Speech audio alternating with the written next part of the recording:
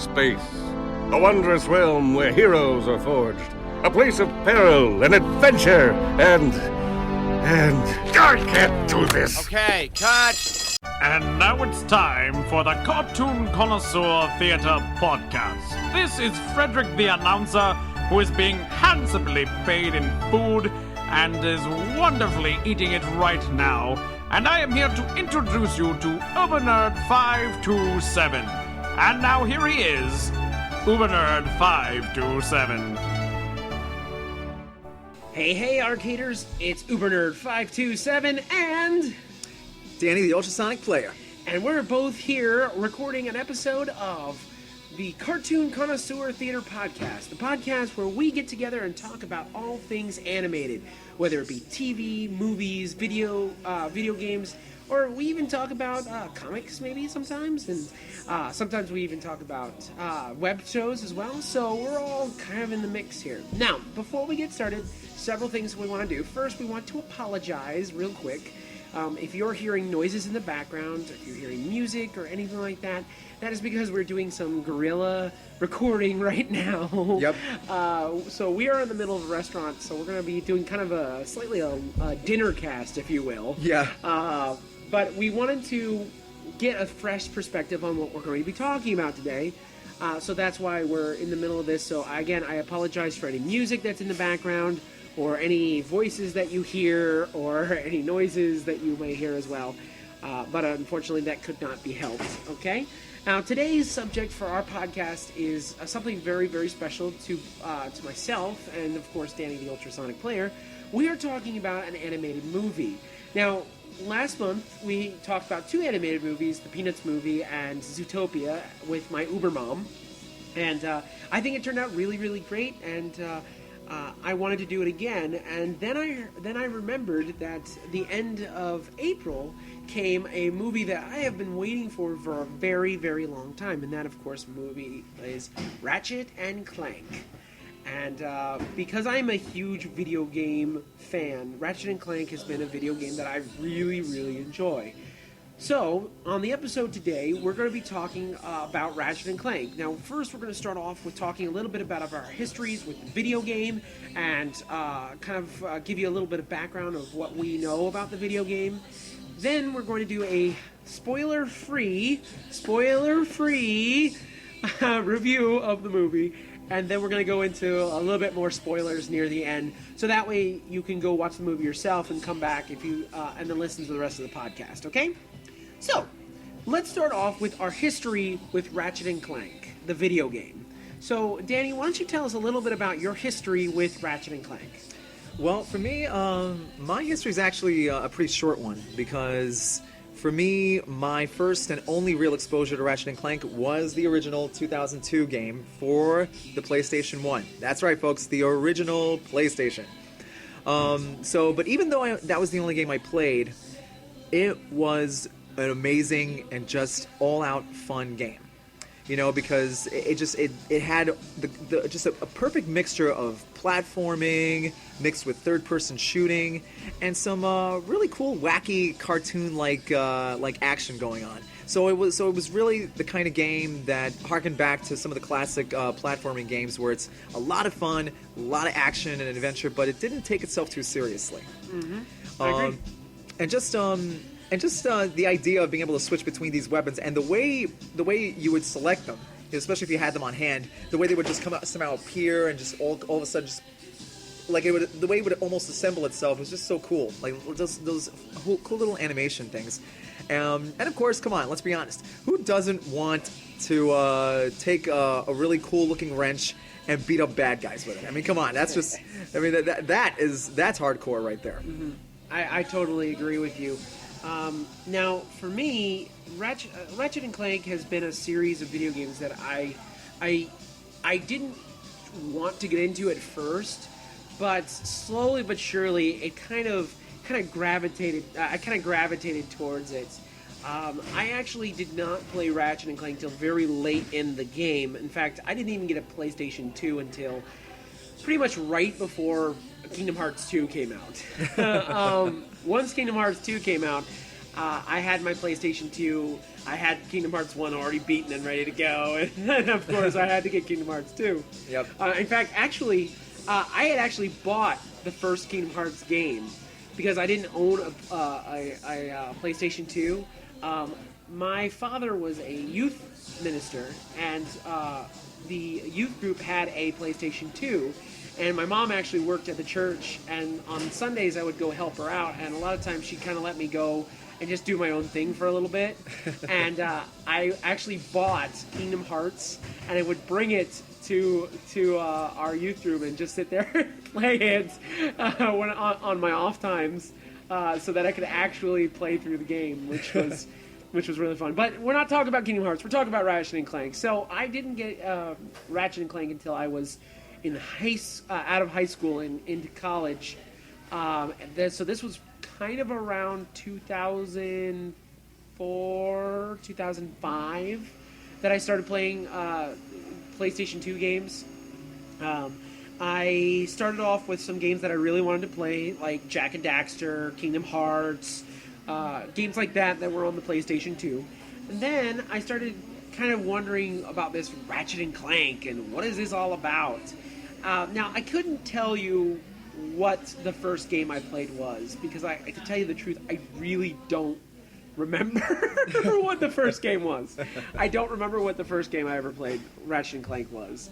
However, I will tell you that I didn't really get into the Ratchet and Clank series until the PlayStation 3.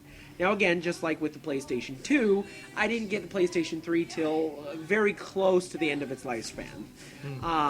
I got a PlayStation 3, and then one of the games that everyone was talking about for the PlayStation 3 was the Ratchet and Clank Future series. Now, they did a trilogy of video games for the PlayStation 3, and I got them, and let me tell you, those were probably some of the best games for the PlayStation 3. I really enjoyed those games. Now, obviously, just like any other game, there are some good points, there's some bad points, but for the most part, that game for me really singed. Gameplay-wise, story-wise, and whatnot. It was just a really fun game. Now, I will say, the Ratchet and Clank series has never really been too big on story too much. For those of you who have never played the game, Ratchet and Clank is about a Lombax, which is kind of looks like a fox mixed with a cat, mixed with a dog, mixed with a lynx. He's kind of a mixture, amalgamation of all kinds of different animals, named Ratchet, and a robot, his robot partner named Clank.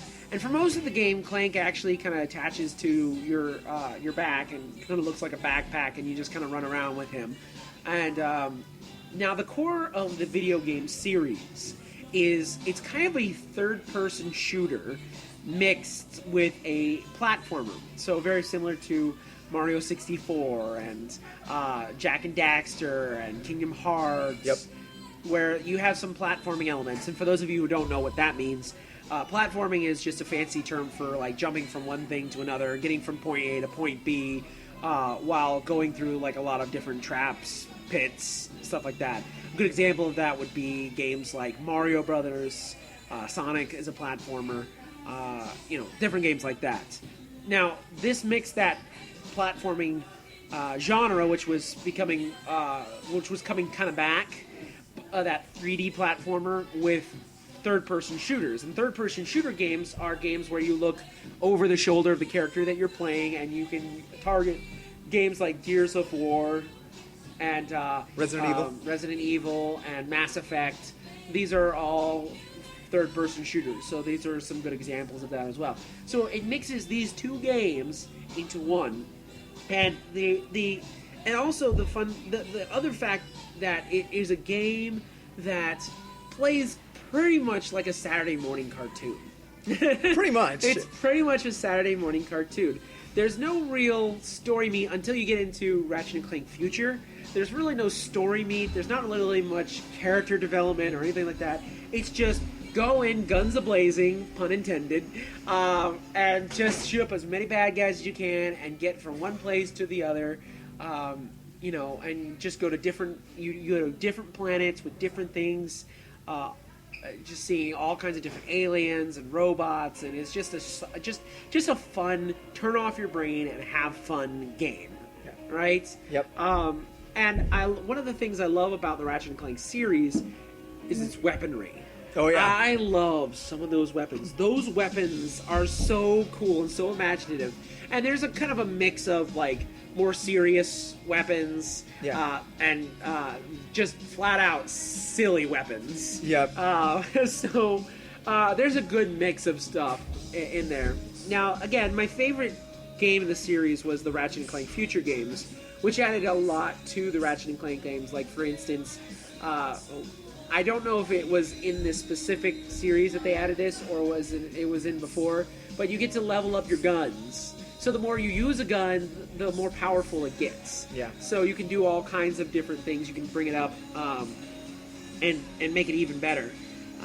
And so it was kind of just a unique little mix. And that's what I loved about these games, is it just was a fun, turn off your brain, have fun kind of game.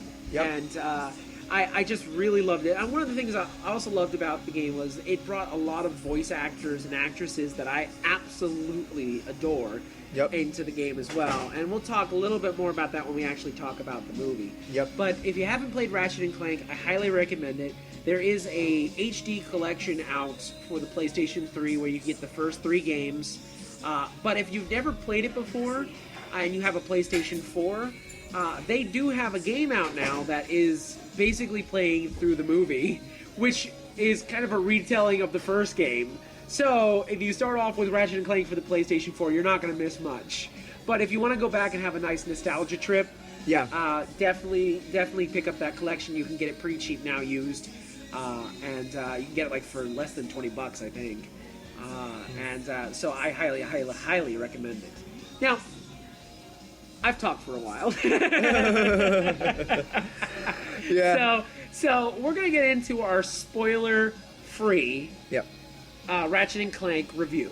Okay, so no spoilers. So, Danny, why don't you just very quickly give a summary of this movie?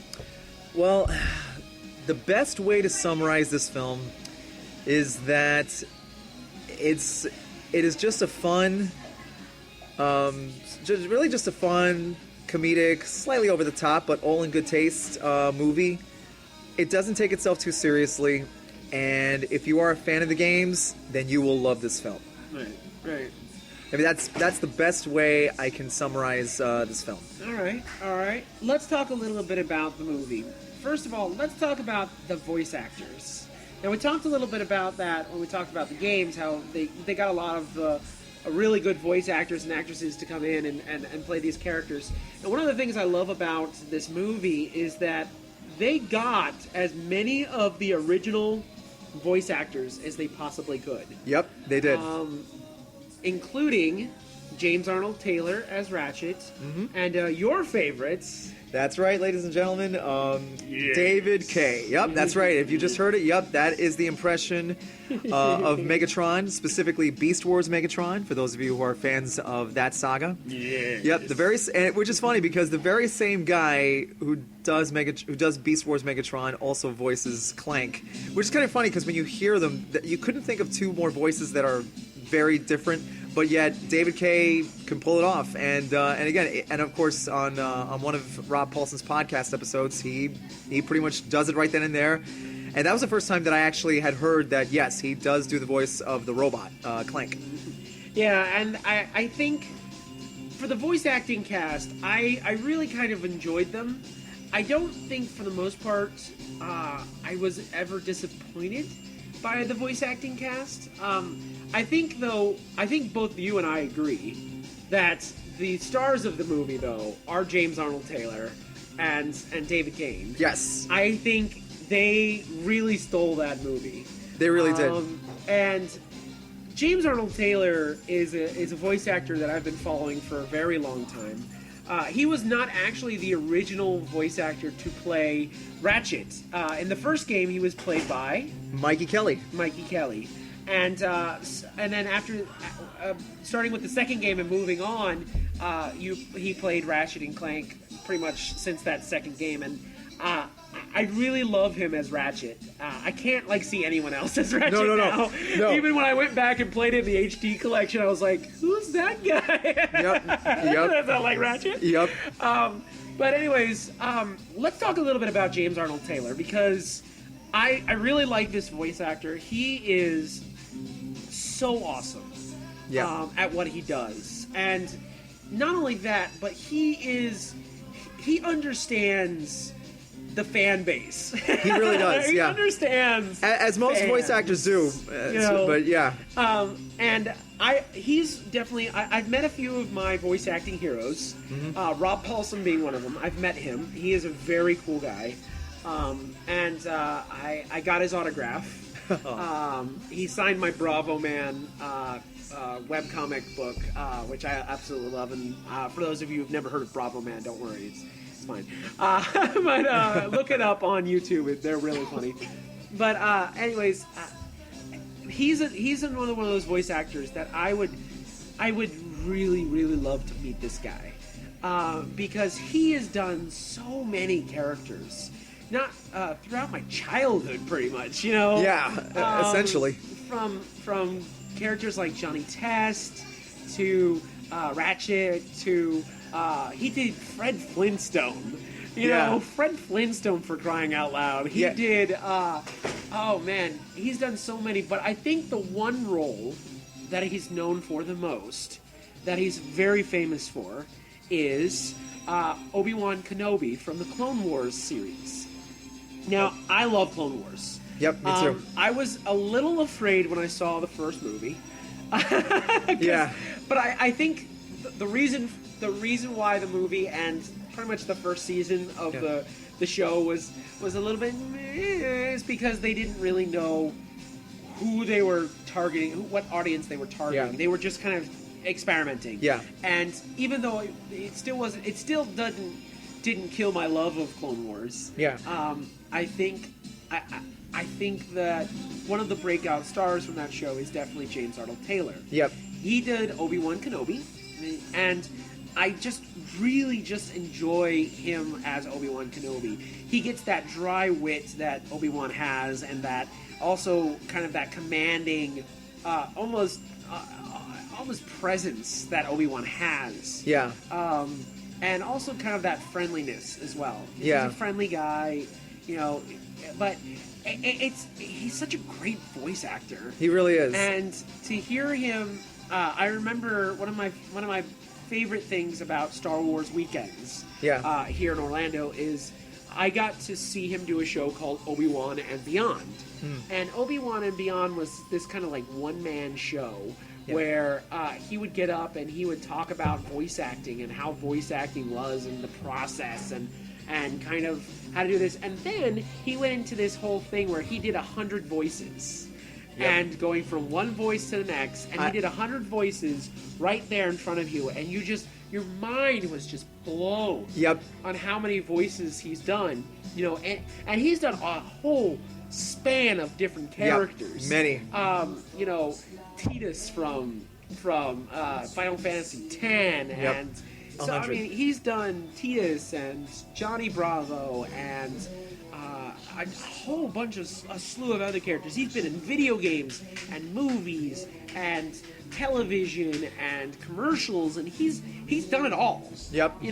And to see this man up on the stage, but not only just hear him do his voices and do this shtick, but also to sit there and kind of inspire you to go out there and kind of do your own thing, and it just seems to me like he's a very down-to-earth guy, and I really did. He is definitely one of those voice actors I would absolutely love to meet. I would absolutely love to meet him. I was actually a little disappointed because last year was the last Star Wars weekends, and I tried so very hard to meet him, and I was unable to. But I hope to actually meet him and one of these days. But he definitely was the breakout star for me. What did you think? Yeah, Now, while I never had a chance to go to any of James's shows, but I did get a chance to see on YouTube just a snippet of some of the things he does, specifically how he talks about voices being tones and how you can switch from one tone to the next, and it's just like, seriously. But then again, it's almost kind of like when you look at any voice actor, specifically like Frank Welker or even Corey Burton. Or even, or Rob Paulson or Maurice LaMarche and just the voices they go through. James has got that in spades. How he's able to do it. And it's funny because when you look at him, he doesn't look like the kind of guy that you would think of that could do all that, but yet he's able to pull it off. Yeah, and he does such a great job as Ratchet in this movie. I really did enjoy him as it. Now let's talk about some of the voice casts that are in the movie. So David Kane, I want you to talk a little bit more about him.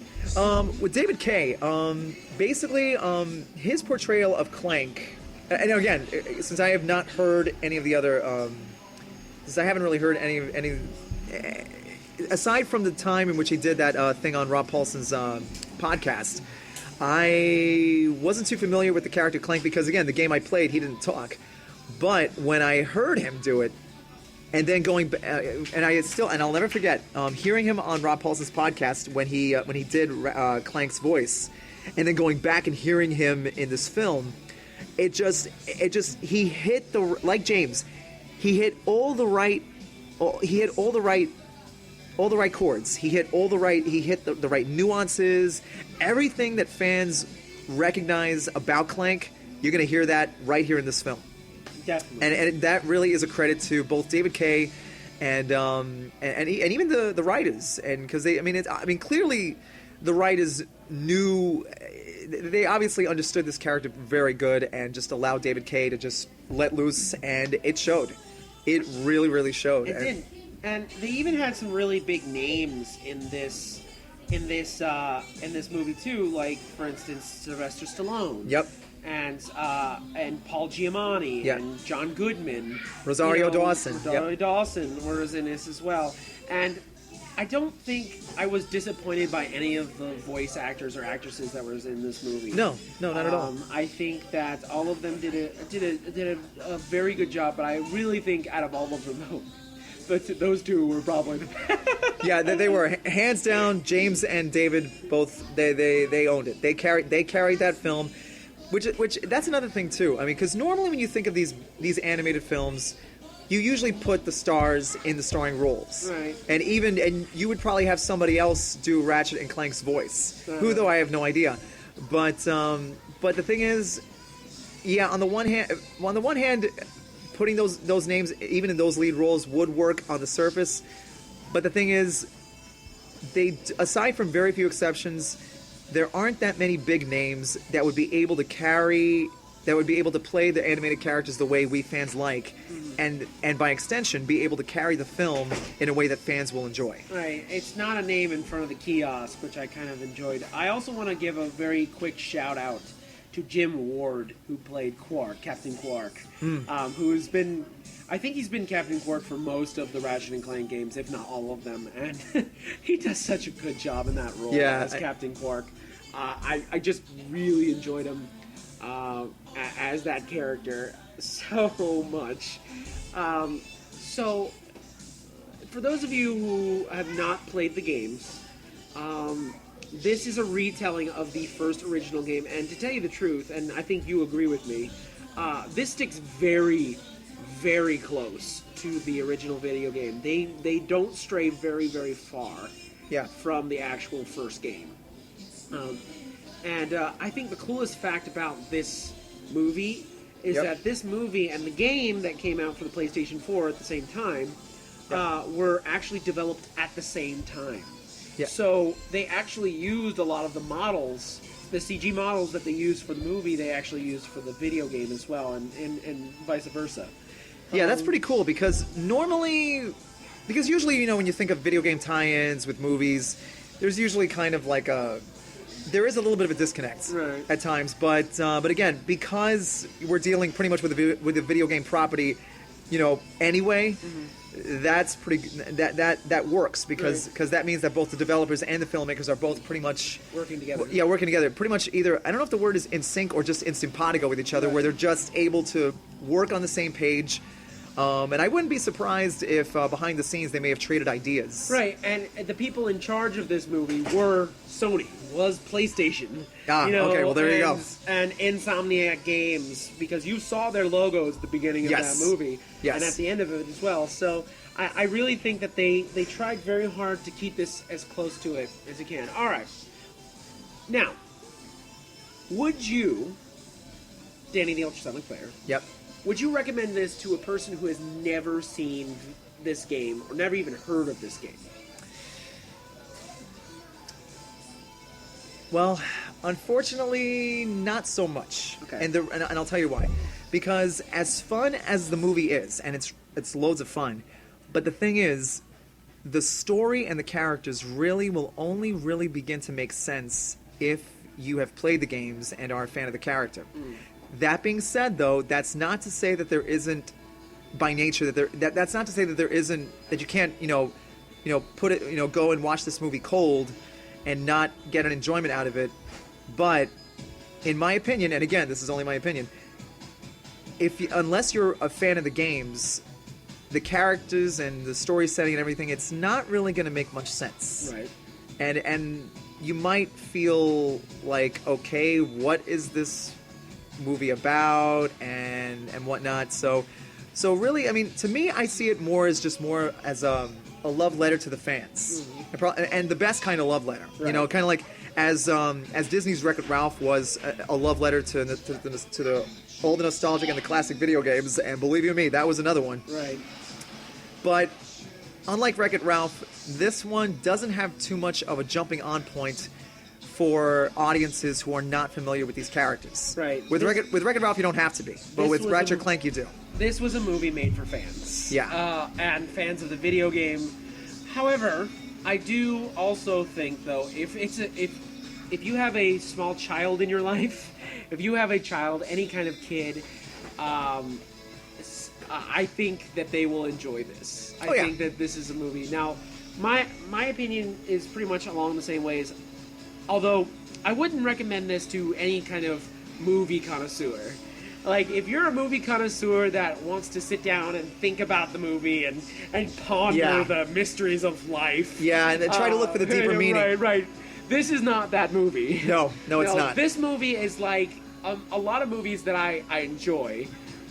This movie is like the giant monster movies and the kind of action-oriented movies where you don't have to think about anything. Just sit back, relax, and enjoy.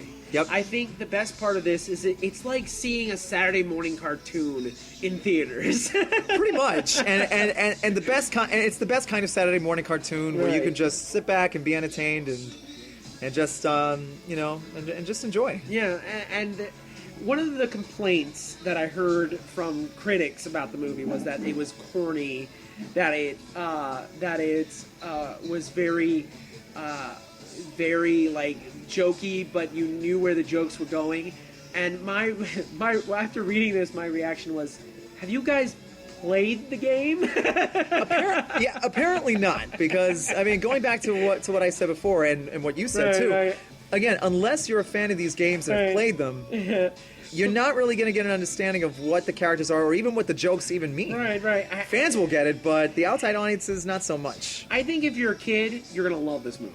If you're an adult and you're looking for a deeper story meaning, you're not going to get it. No. If you're a fan of Saturday morning cartoons and just want to sit back for an hour and a half and just have fun, just kind of turn off your brain and just have fun, this is the movie for you. Yep. This is totally the movie for you. Yep. I enjoyed the movie because I knew going into it that it was going to be corny. Yes. That it was going to be childish at times. Yeah. That there were going to be jokes that came up, and I knew what the joke was going to be. Yeah. But it didn't matter because, to me, it was just a fun movie. Exactly. So, for those of you out there who have no interest in seeing movies where you don't have to think about things, this is not for you. Yeah. But if you just want to sit back, have fun, and just not even worry about too much, this is a great movie, and it really does entertain. I felt like I got my money's worth, and it also kind of really, I think that's probably the one thing that Sony wanted the most. Yeah, pretty much. It wanted me to, I want to go back and play those video games now. Yeah, and I think that was the idea by design. Right. So, all right. Now, if you are listening to this and you have not seen the movie and you want to see the movie, this is the time that you need to stop listening to this podcast because we are about to spoil the entire movie for you. So, if you want to continue listening, just be fair warned, we are about to spoil everything about this movie. Okay? So you have been fair warned. So I want no complaints on mine. So please please know that right now. Okay. So I'm giving you a count of 3. 3, 2, 1. All right, so now we're in spoiler territory, all right? That's right. We're about to spoil this whole movie all the way up and down. Okay, so Ratchet and Clank. What was your favorite scene in that movie? Well, to me, my favorite scene was, or I don't really have one specific favorite scene, but I guess if I can narrow it down, it's actually in the very beginning where Ratchet is just kind of, tinkering away at things, and just kind of like, or specifically the moment where he's kind of just looking up at the stars, and just kind of like musing a little bit and kind of off at his thoughts. I really like that because it really shows that you have this character who is clearly a gifted mechanic. And right away you find that out really quickly, that the guy knows his way around tinkering things. But you also get a sense that he really feels that he was meant for something more. That there's more to... He really feels that there's more to his own life than just sitting in a garage and tinkering with things. Right. And you find out really quickly that what he would love to do is be one of those spacefaring heroes, like his big idol, Captain Quark. That's probably the one scene that you can really narrow down. I mean, that and also the many other moments that he has in which he's just really kind of by himself and just kind of like you really get a chance to see what kind of goes on and in his head and just his general feelings about things. Right. Which progress as the movie goes on.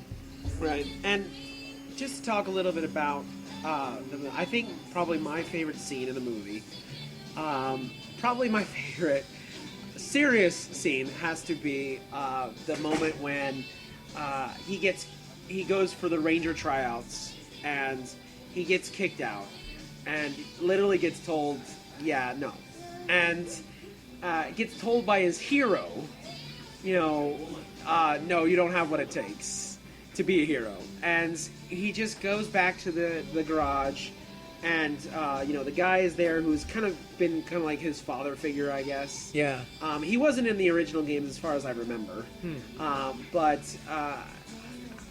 just that look on his face and just disappointment, and then all of a sudden just Ratchet Clank comes literally crashing into his life. And because of Clank, they now go into this whole adventure. Yeah. I think that was kind of cool. I think Ratchet's introduction was done very, very well because you see that he's a very excitable Lombax. Yeah. He really is. He always wants to do big things. Yep. He always wants to do, if he's gonna fix your car, he's not just gonna fix the ejector seat. He's gonna fix the entire thing. Yeah. And he's gonna make it better and bigger and more powerful than it was before. Yeah. No, which is not necessarily a bad thing, but he doesn't know when to stop. Yeah. And I think that's his kind of character flaw through that. But I love that first scene is when he fixes this old man's spaceship. Yeah. And all he wanted was the ejector seat fixed, and Ratchet literally like rebuilt this entire spaceship from the ground up. Yeah. And the whole chase scene through the desert and the car going haywire and just flying through the canyon. I just thought it was such an interesting moment in that. I think another very awesome moment was when Ratchet and Clank save everybody from the robots, when they used the magnet that they had introduced at the beginning of the movie, and they used that magnet to kind of attract all the bad guys, and then he steered the ship towards the bigger ship and literally dropped all the robots right on top of it, blowing it up. I thought that scene was done very well, and looked very pretty, and it even had like shaky cam, and it just looked really cool. So I really did enjoy that part of it. The villains, I didn't really like Chairman Drax. No, I didn't really like him in the original game either. No. So I didn't really like it. However, Dr. Nefarious, who is in the game, and he's been the bad guy for several different video games. I love that character. And I think they fleshed him out even more in this movie than they have before. I really get a sense of who he is, and I really loved his character design. His character design was really cool looking. And I didn't realize it at first, but the Dr. Nefarious that they showed in the movie was not the Dr. Nefarious that was in other games. No. And later on, though, you do get to see that Dr. Nefarious, and then it was like, oh! I was like, oh, okay. I think another thing that I love the most is the text when it tells you what planet you're on or where you're from, where you're going, right? Where the setting of the scene is. I love how it broke the fourth wall continuously. How it would tell you like the population going down as all the people were evacuating the one planet, or when they went to I can't remember the name of the planet at all. I think it was Solaris. I don't remember. Anyway, so the main planet. When I saw that planet for the first time, I was so happy because that was the planet that was in Ratchet and Clank Future, and you got to run around that planet. And I remember, playing through it and going, "Oh my gosh, that is the planet I was on! I remember that. I remember doing this." So I think all the scenery was done very well.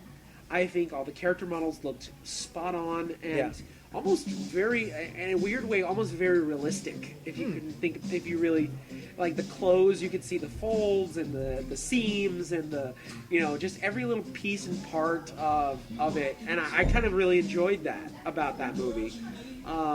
The art direction was really great and very spot on. It just looked beautiful. Yeah, it really did. You know what? You're right. Because I didn't take too much notice to those details, but now that you brought it up, looking back, you could see I remember that scene where Ratchet is flying the ship around the planet, getting rid of the robots. You could see like the stitches in the leather chairs that they were sitting in. And you could see like the little creases of leather, and it just looked really cool. Almost like you could sit there and just touch it. Some of the metals just looked really kind of, very detailed, and it just they did a great job. That's a tricky thing to do because sometimes when you put too much detail, all of a sudden it starts going into like almost, dare I say it, photoreal. And there is a cartoon feel to this thing in the sense that. It's again because it's not like because it's not really one of those uber serious films, But the fact that they would spend that much time on detail really shows. Right. And what's cool about it is that the level of detail doesn't detract from the feel, Right. and as well as just the look of what this universe is and who the characters are. That's a tricky thing to do, and they pulled it off. Right, and again, if you're looking for a Pixar movie that tugs at your heartstrings and something like that, this is not that. But No. if you're just looking for something fun, this is really, really great. I even love that they had a little bit of character development. Yeah, not much, not much. but a little. Yeah, but it fit. It fit. That they had jokes that were corny. Yep. But I loved it. I think one of my favorite jokes, though, and I think the one joke that I think everyone in the theater gasped when it happened was there's a part where right before Ratchet and Clank save everyone from the robots, Clank is trying to see what kind of species that Ratchet is, and he can't find it. Oh yeah. And if you played Ratchet and Clank, you know why. Yeah. But if you played Ratchet and Clank Future, you know why. Yeah. But as the searching through different species, there's a small video game cameo in there. And since we're spoiling it all, and I've warned you, I'm going to warn you again, don't listen to this if you don't want this spoiled. But first, Daxter shows up. Yep. Which I thought was fun. Yeah, I didn't see that one coming. I did not see that. And then Sly Cooper showed up after him. Yeah. Now, that got me to thinking. Yeah. Sly Cooper was announced at the same. They were doing a Sly Cooper movie at the same time that they were doing Ratchet and Clank. Yeah. So, I know that Sly Cooper will be coming soon. Yeah. Hopefully it wasn't canceled. Yeah. Because it looked really cool from the preview that I saw. Yeah. Okay. But if that's true and Sly Cooper is next, Yeah. does that mean, dare I say it, that we're going to get a Jack and Daxter movie?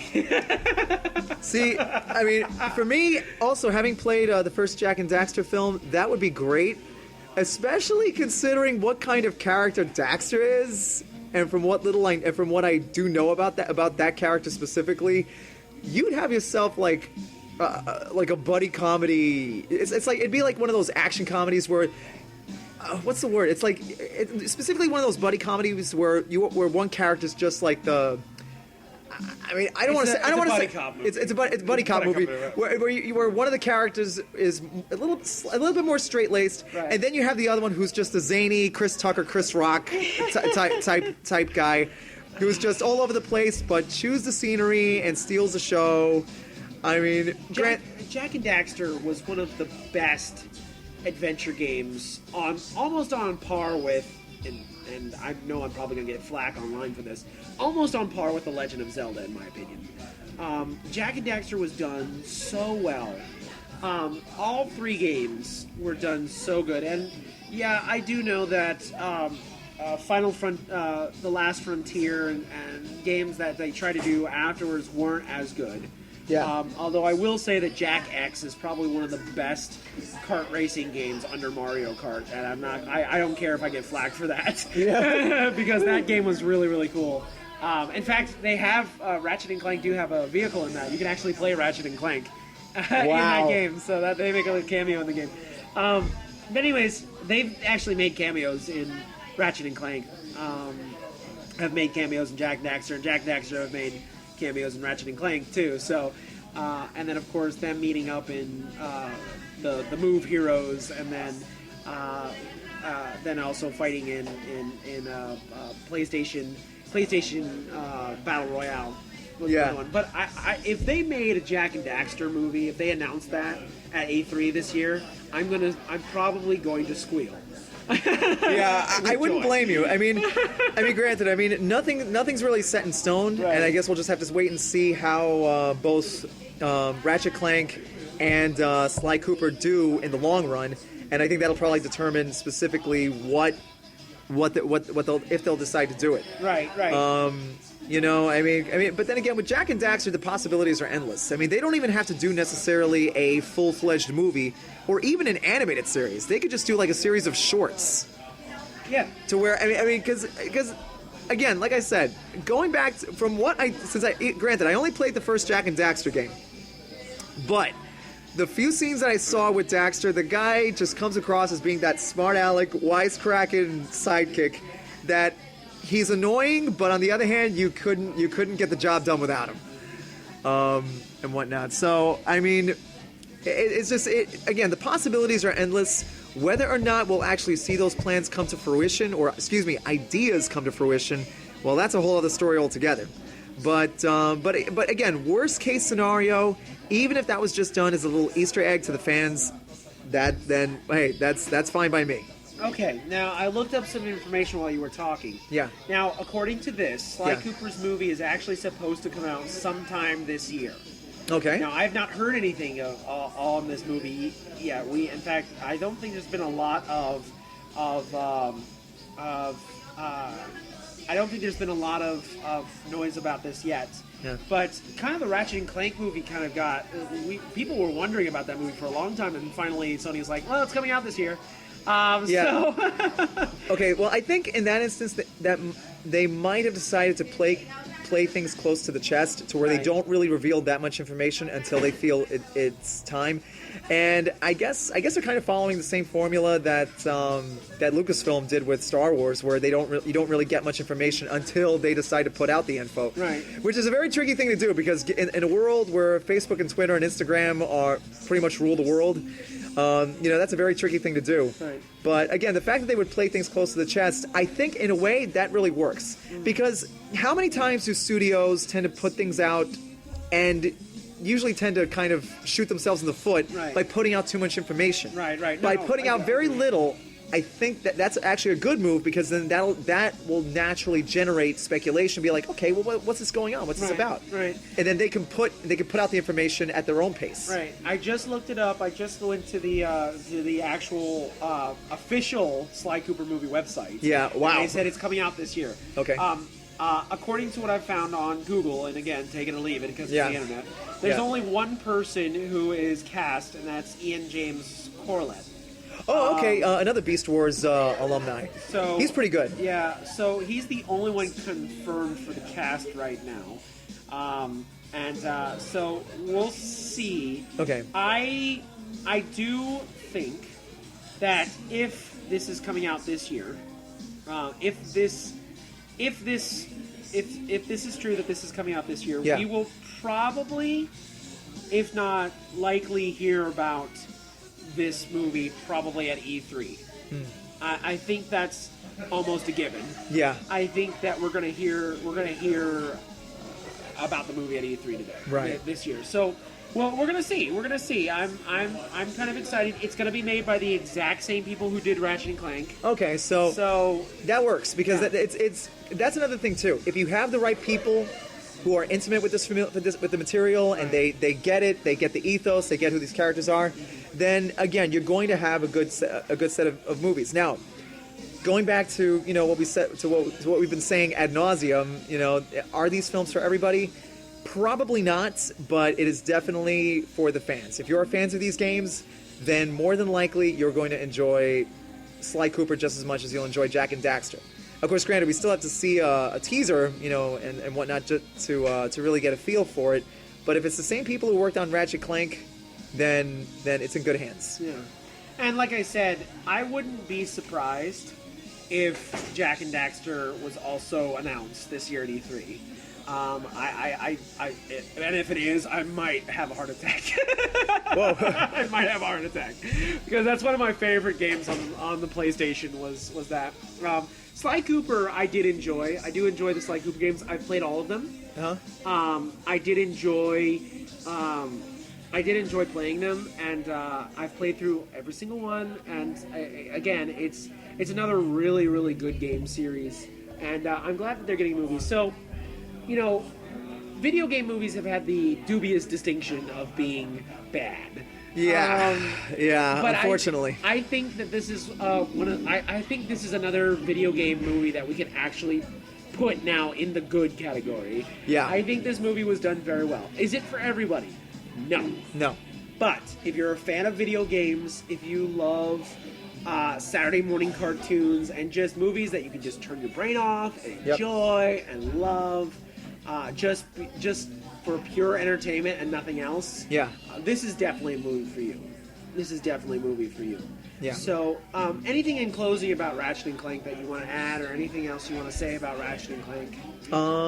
No, just again, it's a fun movie, one that doesn't take itself too seriously, and again, in a time where it seems like dark and gritty and serious films are just all over the place. It's good to see a film that really just is just a fun, entertaining film. And if you're a fan of video games, especially this video game franchise that is Ratchet Clank, then you're gonna have yourself a great big time. And there's bunches and bunches of nods to the original game. So if you're a fan of the game series, you'll get them. I've seen tons of things. I remember in one of the scenes, I saw the actual pause menu for Ratchet and Clank that showed all the different guns. Yep. I remember in another scene, there is a picture of one of the robots, a very important robot. And forgive me, I can't remember the name of those droids, but it's a very important robot to Ratchet and Clank Future. In one of them, there's little hints and nods to the actual game, even gameplay footage, even someone playing a video game. Yep, that too. And them showing getting the boxes and getting power ups and all the very popular guns are in the game. So pretty much. Anywhere from the Mr. Zircon, which is one of my favorites, Mr. Zircon. I love Mr. Zircon. I was so mad that he's a bad guy in this. Yeah. But I also loved the Buzz Blades, and another one of my favorites. I loved it when you powered them up and they bounced all around, and you could take out a whole army of bad guys just with one Buzz Blade. They would just keep bouncing. Yep. I remember the Combustion, the Omni wrench, which was the Omni Ratchet, which was my favorite. Yeah. One of my favorite weapons to use, and I would use it often. Yep. Yeah. I mean, like I said before, for me, more often than the guns. Yeah. Same here. Because again, when I played the first game, I would occasionally use the guns, but I'm like, you know what? Forget about it. I'm just going to go ahead and just use the Omni wrench, and just bash the bad guys that way. So I'm very excited to play the Ratchet and Clank movie, which is the video game based on the movie, which is based on the video game. Yeah. Which is their tagline for it, which is absolutely amazing. Yep. Because, again, they know that this is not completely serious. Yeah. And I did enjoy it. I love the voice acting cast.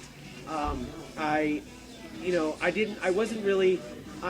one of the other people that played it was, and I can't remember her name. I've seen her in a lot of different places. Rosario Dawson, or the only other thing I can remember her being in was in that Disney Channel show. What was it called? With dancing, Step It Up, or Gotta Kick It Up, or whatever it was. Yeah. But she was this redhead. She plays Cora, which was the girl space, the girl Galactic Ranger. Yeah. So I love the new characters that they added in. Yeah. I love that they hinted at characters from other games. Yeah. And you get to see them in the crowd, and there's even one. I won't spoil this, but there's even one that shows up in the crowd, and then later on, if you wait until after the credits, which nobody did but us. Yeah. Everybody else got up and took off. I'm like, he actually pops up at the end, and he actually talks, which is great. And he's a character from a lot of the Ratchet and Clank games as well. So there's a lot to love about this movie. As long as you take it as a Saturday morning fun game, a fun movie that just is just pure entertainment and nothing else. yeah. So as long as you remember that, you'll have fun with it. But if you're looking for a deep storyline, if you're looking for something to tug on your heartstrings or tug on your emotions, Yeah. this is not the movie for you. That's not. No, it's not. But you know what? That's okay, because this kind of. I mean, what's great about it is that all the producers, and I think pretty much everybody that worked on it, they pretty much said, look, this is a video game movie. It follows the material closely. It's based on these characters. And you know what? This is what it is, and we're not going to apologize about it. But So I think it's probably one of the first video game movies that follows the source material as closely as it could, and Yeah. I did enjoy that very, very, very much. All right, I think that's all we have to say about Ratchet and Clank. So go see it if you like it, and if you did like it, if you didn't like it, please let us know. And you can follow us on thearcadearchives.com. Again, that's thearcadearchives.com. You can message us on the website. You can reply to the post that this is on if you're listening to this on the site.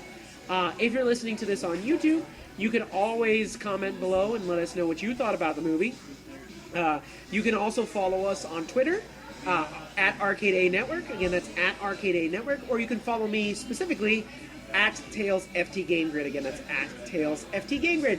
Please let us know, and we will definitely put your comments on our next podcast. So please, please, please make sure you comment, and we will definitely put your comments on the podcast. Now, Mr. Danny, the UltraSonic player, where can people find you? Well, you can find me on Instagram under the pen name UltraSonic9. And of course, I also write fan fiction on the side under the pen name UltraSonic, so you can catch me there. And of course, just come on over to the Arcade Archives and check out what we got. We got all kinds of things: blog posts, articles, special events, webcomics, you name it, we got it. And if not, then you'll see something eventually. You'll see it coming along. So just a few things on the site, just to quickly highlight. Just recently, I made a cameo on one of my favorite podcasts, Skywalking Through Neverland. You can actually go on the site now, and you can actually listen to that. Please do. I was very privileged to be able to do that. So please make sure you listen to that. We have the comic for this month up. Next month, well, I don't know exactly what we're gonna have next month. But I'm sure it will be on. Eventually, There will be something on the site. Yep. Yeah. So something will come up. Something will come up. So feel free to that, and just look for anything coming up on the site as well.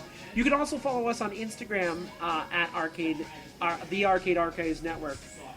You can look us up on there as well. Okay. So thank you guys so very much for joining us here for the Cartoon Connoisseur Theater Podcast, our monthly cartoon goodness podcast. So thank you so much for joining us here, and from myself, best wishes to all of you out there, and of course from Danny, the UltraSonic player. Keep playing with power, because they're not. Keep playing like it's 1981. Very good. All right, guys. Thank you so much.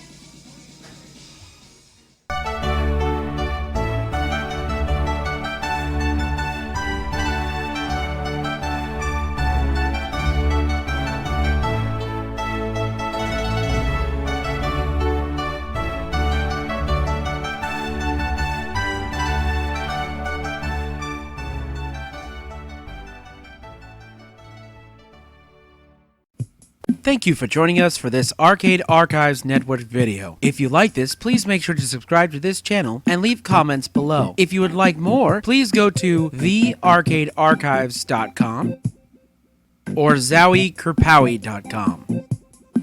Thank you so much once again for joining us for this Arcade Archives Network video, and don't forget to keep playing like it's 1981.